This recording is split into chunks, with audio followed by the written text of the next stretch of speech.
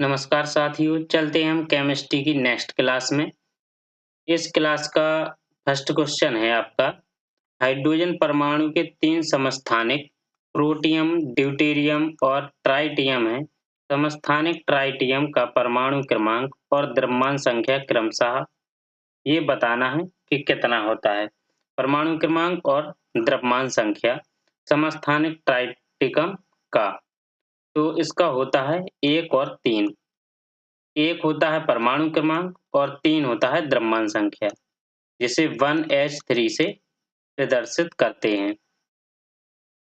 क्योंकि जो हाइड्रोजन का जो सामान्य समस्थानिक होता है वो 1h1 होता है और हाइड्रोजन का समस्थानिक रेडियो एक्टिव है, इसे 1s3 से प्रदर्शित करते हैं।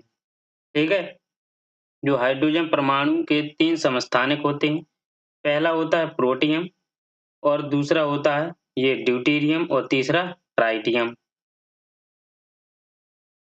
समस्थानिक ऐसे परमाणु होते हैं जिनका क्या होता है, तो ऑप्शन नंबर बी इसका करेक्ट हो जाएगा।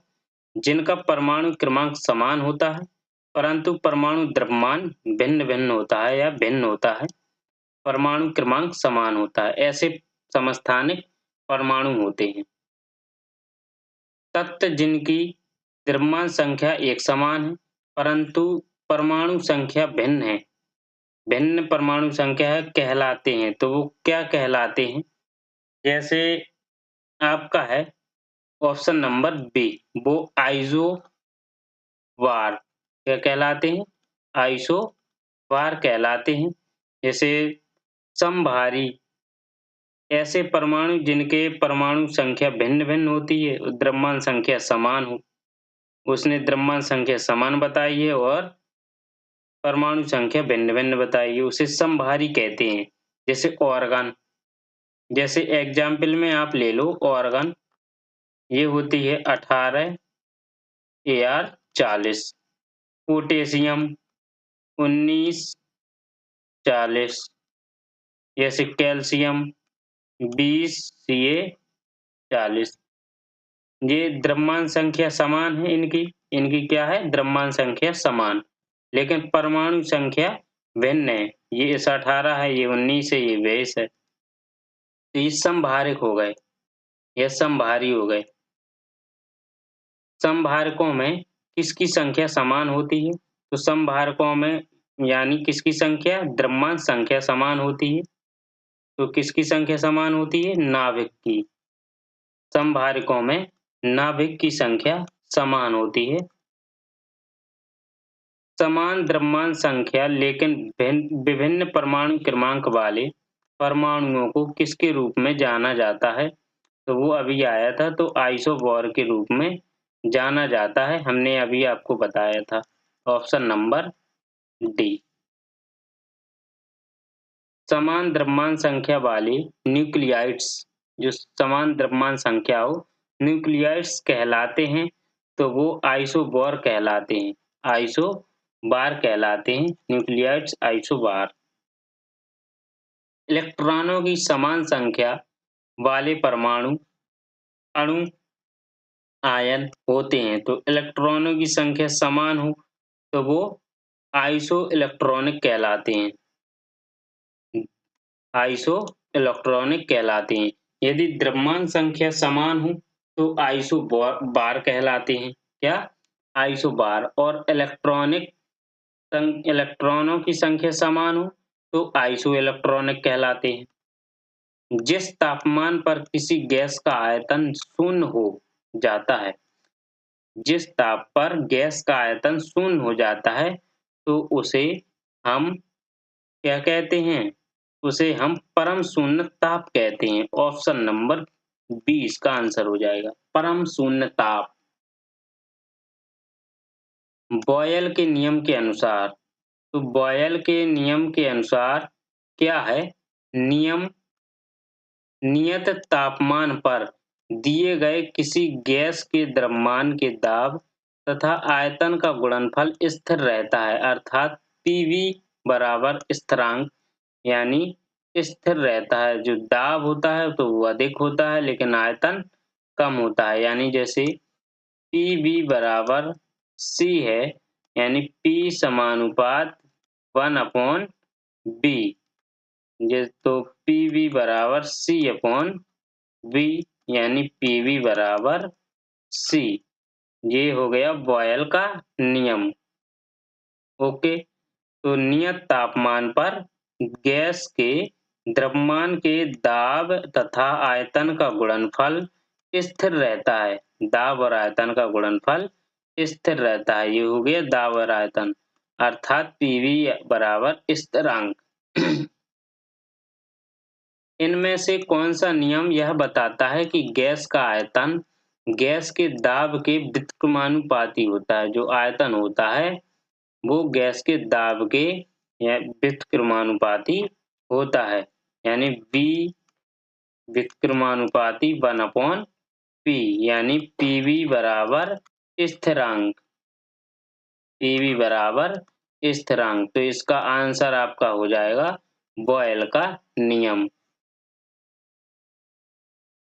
27 डिग्री सेल्सियस तापमान पर स्थित किसी आदर्श गैस को एक नियत दाब पर तब गर्म किया जाता है जब तक कि इस गैस का आयतन दोगुना ना हो जाए।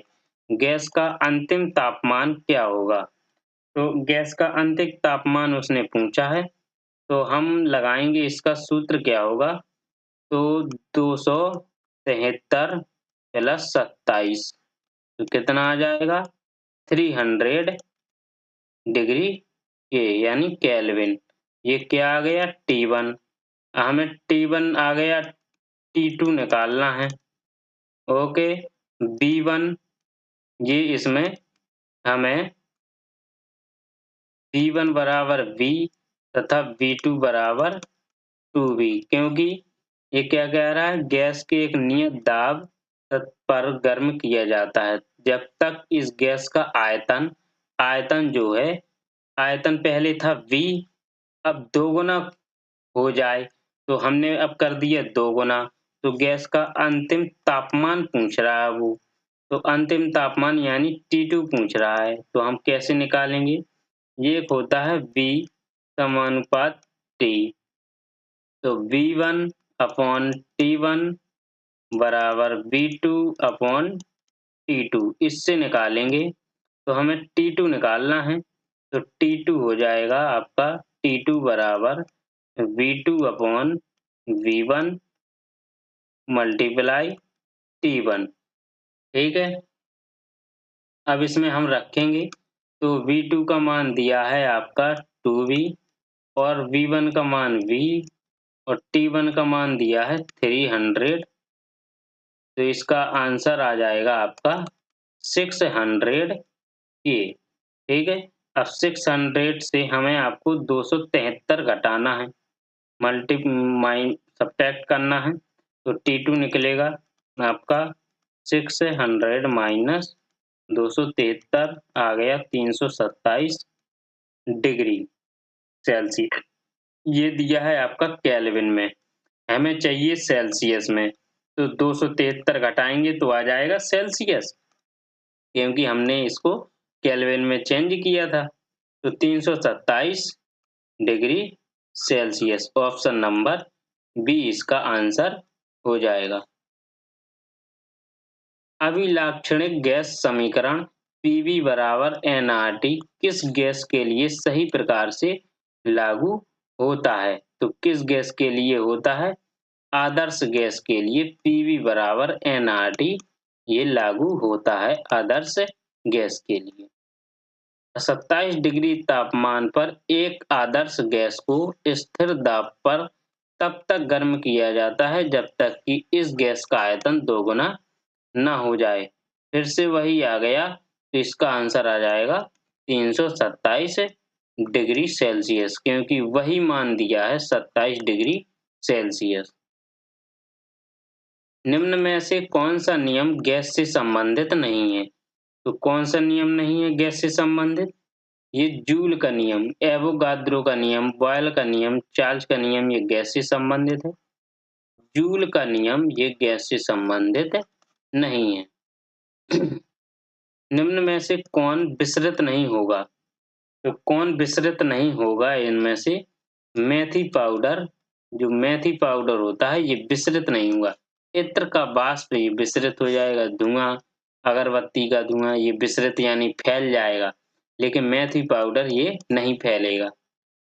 विसरण के बारे में निम्नलिखित में से क्या सही नहीं है? तो क्या सही नहीं है विसरण के बारे में? गैसों के विसरण की दर उनके आयतन पर निर्भर करती है, ये कह रहा है। विसरण में कण उच्च सांद्रता से निम्न सांद्रता की ओर गति करते हैं, ये कह रहा। ये इसका सही नहीं होगा, ऑप्शन नंबर ए। गैसों के विसरण की दर उनके आयतन पर निर्भर नहीं करती है, ऑप्शन नंबर ए इसका सही हो जाएगा। गैसों का कौन सा गुण इन्हें सुभाग्य बनाता है? तो कौन सा गुण बनाता है इन्हें? ये संपीड्यता, संपीड्यता जो होती है ये इन्हें गैसों को सुहावा बनाती है, ऑप्शन नंबर सी इसका आंसर हो जाएगा। डाल्टन का आंशिक दाब का नियम निम्नलिखित में से किस समीकरण पर लागू होता है? तो डाल्टन के आंशिक दाब का नियम किस समीकरण पर लागू होता है? CO plus H2, CO plus H2 इस पर लागू होता है, कार्बन मोनोऑक्साइड और हाइड्रोजन। डाल्टन का आंशिक दाब लागू होता है। गैस की मात्रा व्युत्क्रमानुपाती होती है, तो गैस की मात्रा व्युत्क्रमानुपाती होती है, V व्युत्क्रमानुपाती 1 इसके pK स्थिर ताप पर।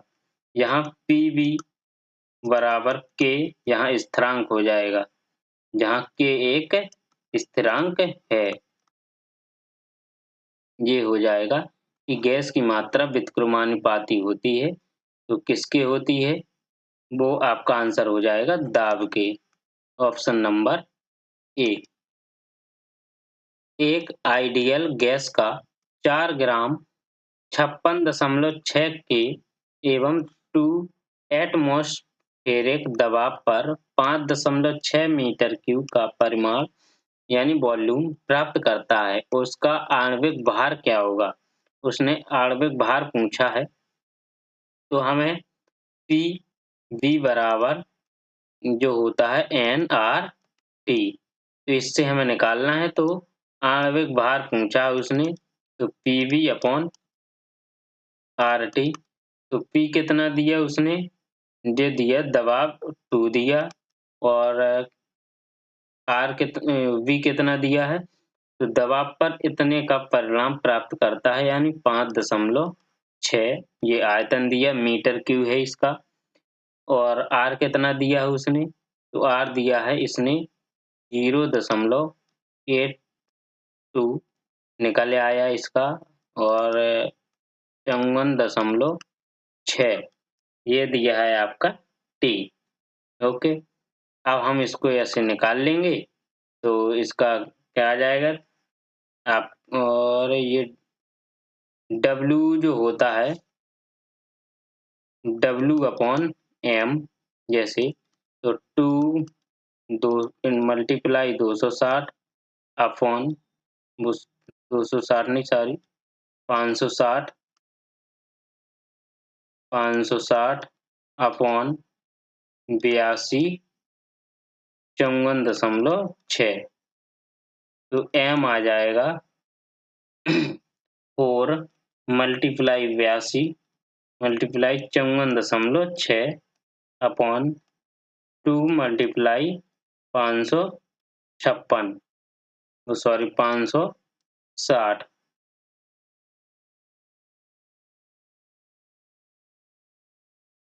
आ जाएगा 560, तो ये आ जाएगा M बराबर 16, ऑप्शन नंबर बी इसका आंसर हो जाएगा। इस नियम के अनुसार स्थिर तापमान पर गैस का आयतन दाब के व्युत्क्रमानुपाती होता है। तो स्थिर तापमान पर गैस का आयतन दाब के व्युत्क्रमानुपाती होता है, वो बॉयल के नियम के अनुसार होता है, ऑप्शन नंबर ए। निम्नलिखित में से कौन सा एक रेडियो एक्टिव तत्व नहीं है? टाइटेनियम रेडियो एक्टिव तत्व है इसका, और ये नहीं है, तो यही नहीं है टाइटेनियम। टाइटेनियम रेडियो एक्टिव तत्व नहीं है। प्लूटोनियम, यूरेनियम, थोरियम ये रेडियो एक्टिव तत्व हैं, टाइटोनियम नहीं है, option number B. Marie Curie ने किसकी खोज के लिए नोबेल पुरस्कार प्राप्त किया? तो मैरी क्यूरी ने किसकी खोज के लिए नोबेल पुरस्कार प्राप्त किया? ये है, हो जाएगा आपका option number C, radium. Radium के लिए, रेडियम की खोज के लिए मैरी क्यूरी ने ये नोबेल पुरस्कार प्राप्त किया। रेडियो सक्रियता का आविष्कार किसने किया था? तो रेडियो सक्रियता का आविष्कार किसने किया था? हेनरी बैक्यूरेल ने। तो रेडियो सक्रियता का आविष्कार हेनरी बैक्यूरेल ने किया था। हेनरी बैक्यूरेल इनमें से किसकी खोज से संबंधित है? तो रेडियो धर्मिता से संबंधित है या रेडियो सक्रियता से संबंधित है। पिच ब्लेंड किससे संबंधित है? तो पिच ब्लेंड किससे? यूरेनियम से संबंधित है। यूरेनियम की ही पिच ब्लेंड की एक ब्लेड आती है। पिच ब्लेंड यूरेनियम से संबंधित है। रेडियम किस खनिज से प्राप्त किया जाता है? तो रेडियम पिच ब्लेंड से प्राप्त किया जाता है, ऑप्शन नंबर डी इसका आंसर हो जाएगा। रेडियम पिच ब्लेंड से प्राप्त किया जाता है। परमाणु बलों के सिद्धांत की खोज किसने की? तो परमाणु बलों की सिद्धांत की खोज हिदेकी युकावा ने की। हिदेकी और युकावा ने की परमाणु बलों के सिद्धांत की खोज। हिदेकी युकावा और एस.एन. बोस, ये बोसान कण, जेसीबी बोस ने क्रेस्कोग्राफ की और जे थॉमसन ने इलेक्ट्रॉन की। एक रेडियोधर्मी धातु को जो केंद्रित ऊर्जा का एक प्रचुर स्रोत है और उसे 1789 में खोज की गई थी, जिसकी परमाणु संख्या 92 है, तो वह है, तो ये क्या है वह? ऑप्शन नंबर डी इसका आंसर हो जाएगा, यूरेनियम। डी इसका आंसर हो जाएगा, यूरेनियम। परमाणु के भीतर न्यूट्रॉन द्वारा प्रोटॉन पर आरोपित बल कहलाता है। यानी परमाणु के भीतर जो न्यूट्रॉन द्वारा प्रोटॉन पर आरोपित बल होते हैं कहलाते हैं, तो वो नाभिकीय बल कहलाते हैं। क्या कहलाते हैं? नाभिकीय बल। ऑप्शन नंबर ए इसका आंसर हो जाएगा, नाभिकीय बल। परमाणुओं से प्राप्त ऊर्जा को क्या कहते हैं? तो परमाणुओं से प्राप्त ऊर्जा को नाभिकीय ऊर्जा कहते हैं। ऑप्शन नंबर ए इसका आंसर। परमाणुओं से प्राप्त ऊर्जा को नाभिकीय ऊर्जा कहते हैं। निम्नलिखित में से किसका प्रयोग नाभिकीय रिएक्टर में विखंडनीय ईंधन के रूप में किया जाता है? तो विखंडनीय ईंधन के रूप में U-235 इसको किया जाता है। ऑप्शन नंबर बी इसका करेक्ट आंसर हो जाएगा। भारत में नाभिकीय रिएक्टरों की कुल संख्या 23 है। कितनी है? 23 है, जिनकी कुल क्षमता कितनी होती है? तो क्षमता 7480 मेगावाट होती है।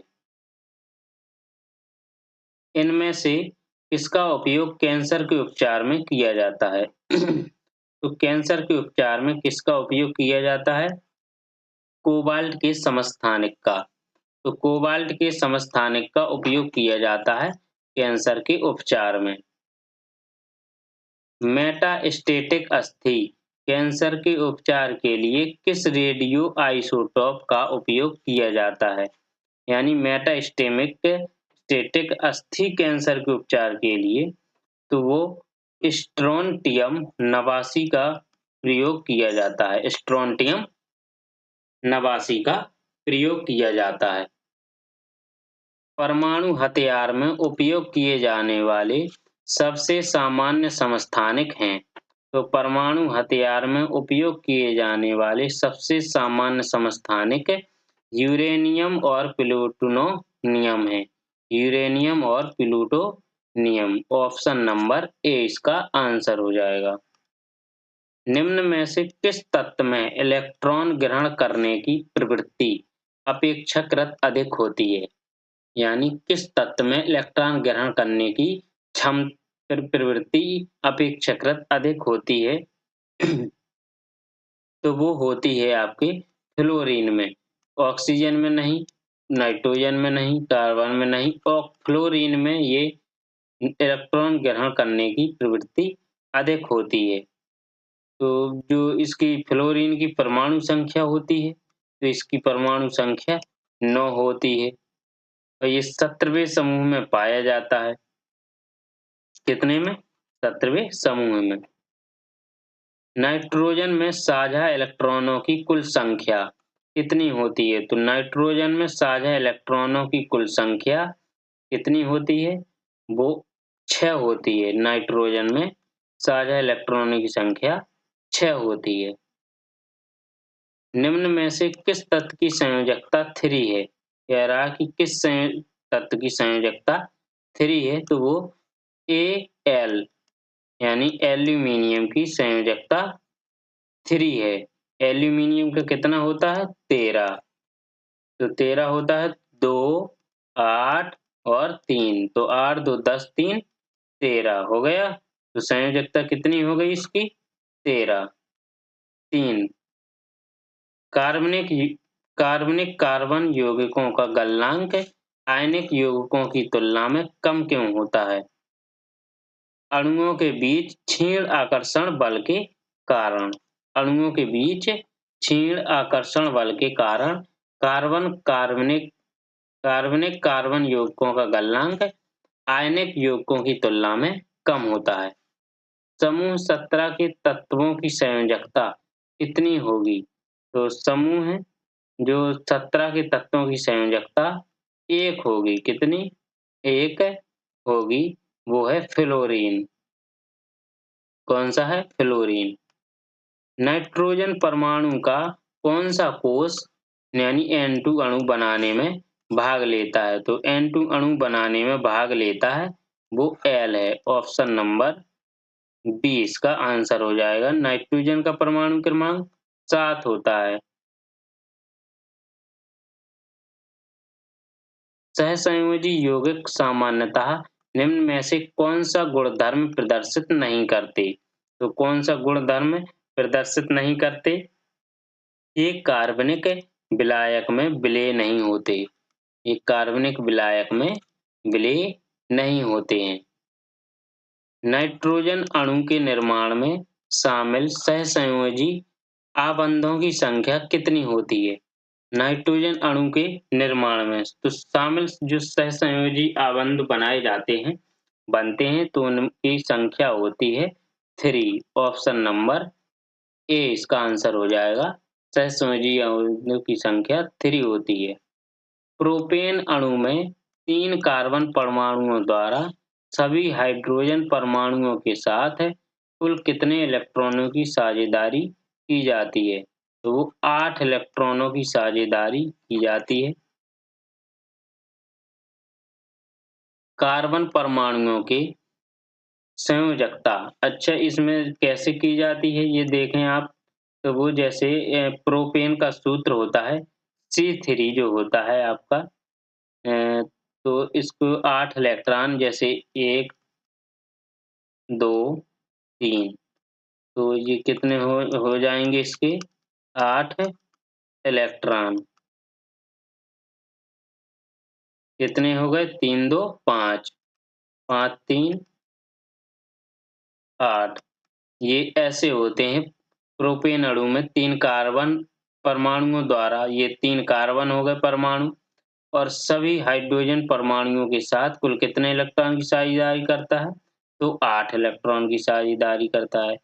ये कितने हो गए? 8 इलेक्ट्रॉन की साझेदारी। कार्बन परमाणु की संयोजकता कोश में उपस्थित इलेक्ट्रॉनों की कुल संख्या कितनी होती है? तो उपस्थित इलेक्ट्रॉनों की संख्या 4 होती है। संयोजकता 4 होती है। कार्बन अन्य तत्वों के साथ प्रबल बंध बनाता है। निम्न में से कौन से दिए गए कथन का सही व्याख्या करता है? तो ये आपका हो जाएगा सही व्याख्या कौन सा करता है? ऑप्शन नंबर बी, कार्बन नाभिक अपने छोटे आकार के कारण इलेक्ट्रॉनों के साझा युग्मों को प्रबलता से पकड़कर रखता है।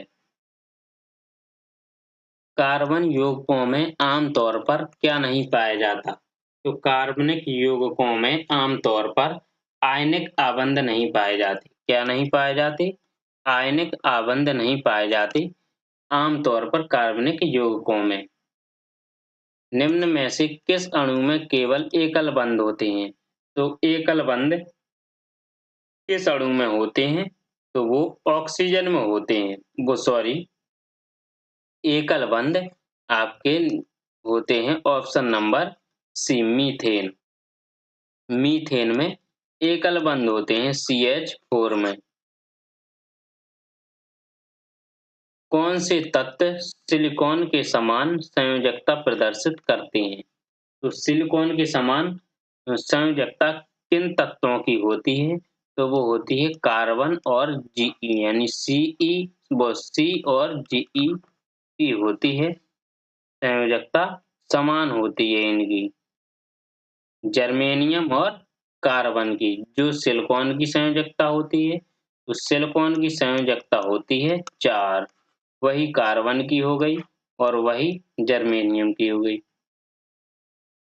कार्बन डाइऑक्साइड यानी CO2 अणु में एक ऑक्सीजन परमाणु द्वारा एक कार्बन परमाणु के साथ कितने इलेक्ट्रॉनों की साझेदारी की जाती है?